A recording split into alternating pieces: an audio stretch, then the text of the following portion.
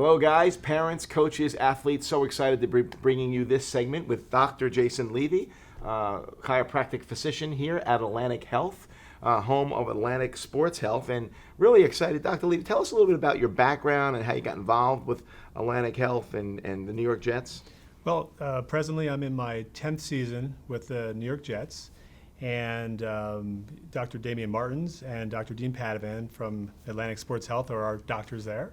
And we work very closely to help keep the players on the field, and also if they're injured, get them back on the field as soon as possible. And I think that from working with Dr. Padovan and Dr. Martins, they saw that the players were utilizing my services a lot, and as a result, they asked, I had an opportunity to have a timeshare here at Atlantic Sports Health, and I've been here ever since. That's great. That's great.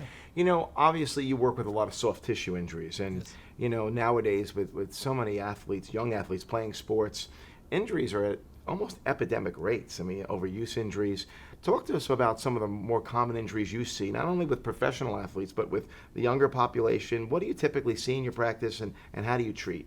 Yeah, so a great question. We see, we treat every type of athlete there is. With the overhead athletes, such as swimmers or baseball players, volleyball players, we see a lot of shoulder issues. We also see a lot of elbow issues. With the runners, of course, hamstrings, and your soccer players, your hockey, lacrosse, you'll see groin, hips, calves, Achilles, pretty much everything these days. The kids are training, they're training a lot. They are training a lot, and they're playing a lot. You know, Yes. they're playing all year long now, and Yes. and they're training on top of that. Sometimes I find kids sometimes are doing too much, or in some cases not enough. Too much sports activity, not enough symmetry training or balance training, or developing a cohesive kind of body where everything works in unison. It's interesting how you talk about overhead athletes, shoulder injuries, obviously. Do you typically find that the activity a kid does in their sport leads to typical overuse injury or some type of injury?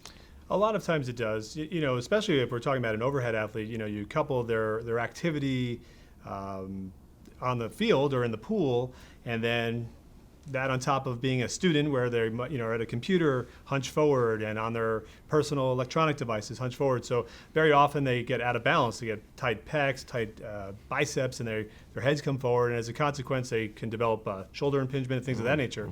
That's why they need to be working with you guys to help that.